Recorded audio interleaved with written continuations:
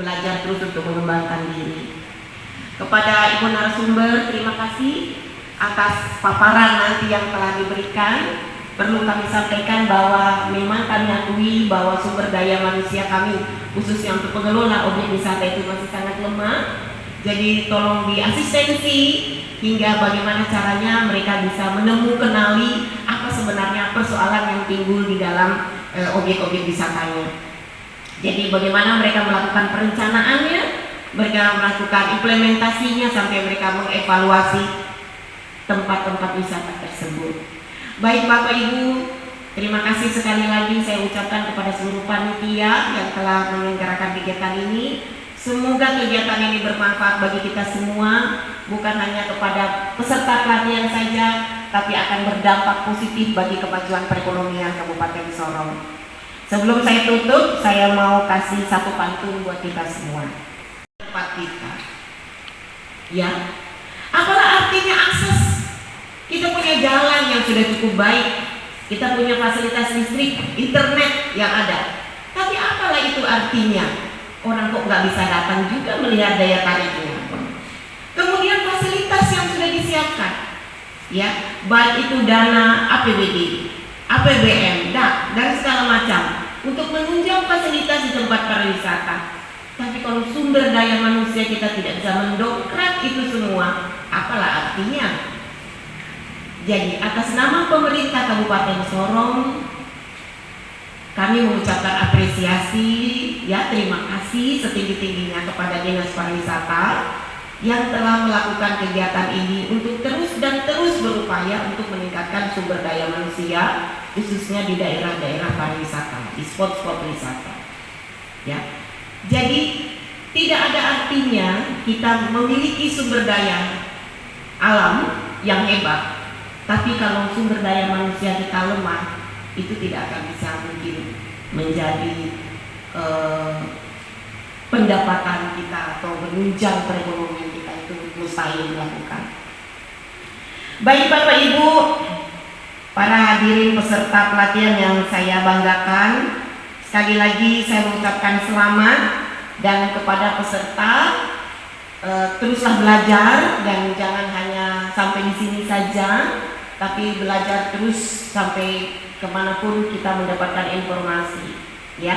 Sekarang akses, ya, seperti itu, bahwa apapun itu destinasi atau taman-taman wisatanya harus memenuhi beberapa faktor supaya dia bisa berkembang. Tetapi berapapun faktor yang kita sudah dukung oleh pemerintah, tapi kalau sumber daya manusianya tidak mampu untuk mengelola objek wisatanya, ya tidak akan mungkin bisa berkembang dengan baik. Begitu. Kalau Ibu melihat sendiri kapasitas teman-teman yang akan mendukung SDM untuk taman ini bagaimana, Pak? Apakah sudah terpenuhi? Begini, untuk melatih sumber daya manusia bidang pariwisata itu memang tidak langsung begitu jadi, tetapi memang harus butuh proses pendampingan. Jadi pelatihan ini tidak hanya berhenti sampai di sini. Ya, jadi harapan saya itu bahwa setiap destinasi destinasi objek wisata itu perlu pendampingan. Karena setiap fasilitas. Assalamualaikum warahmatullahi wabarakatuh.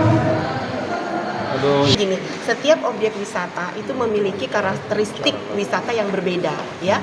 Ada yang wisata pantai, ada yang wisata gunung dan lain segala macam, ya gitu ya. Jadi setiap karakteristik itu ditunjang juga oleh SDM yang paham tentang daya tarik wisatanya. Di samping aksesnya harus didukung, fasilitasnya juga harus didukung, dan organisasi pariwisata juga harus menunjang. Baru bisa organisasi pariwisata itu berkembang. Sudahkah pemerintah memfasilitasi itu, Bu?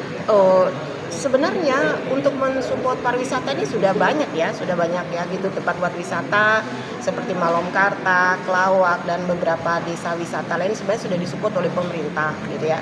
Tapi kembali lagi, kalau ini tidak didampingi secara baik, sumber daya manusianya tidak disupport lebih maksimal lagi, maka dia akan berjalan di tempat saja. Apa pesan Ibu kepada peserta ini setelah? Ya, peserta saya harap belajar itu tidak cukup di hanya pelatihan ini saja. Ini kan cuma singkat saja, tetapi banyak mengambil contoh-contoh bagaimana pengembangan wisata yang sudah ada baik dalam negeri maupun luar negeri. Kemudian belajarlah terus gitu ya. Kemudian tingkatkanlah manajemen khususnya manajemen. Karena mulai dari perencanaan sampai evaluasi, kalau tidak dilakukan dengan baik, maka tempat wisatanya tidak akan bisa berkembang.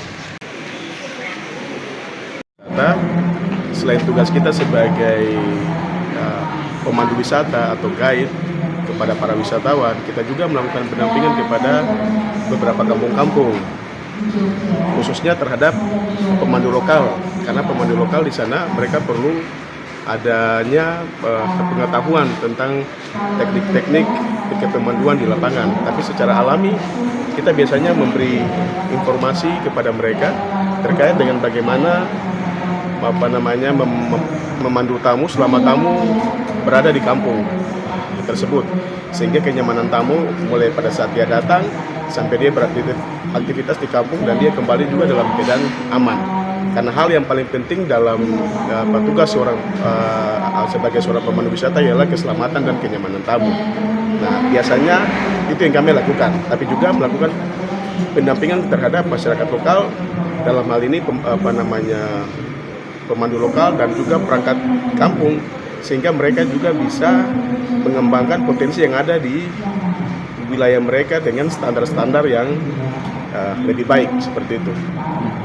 Untuk bantuan pemerintah sendiri seperti apa supportnya terhadap teman-teman? Untuk bantuan pemerintah sendiri, khususnya untuk Kabupaten Sorong, cukup baik.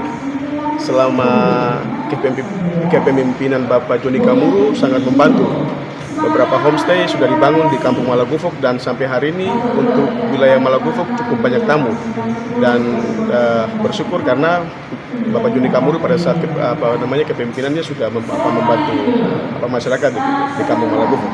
Sekarang berapa banyak pramu wisata yang ada di Kabupaten Sorong? Untuk pramu wisata di Kabupaten Sorong berkisar sampai di bawah 20 orang. Itu yang sudah tersertifikasi. Ada juga beberapa calon-calon pramu wisata yang harus kita didik lagi, kita melakukan pendampingan lagi sehingga mereka bisa menjadi pramu wisata atau pemandu wisata yang mandiri.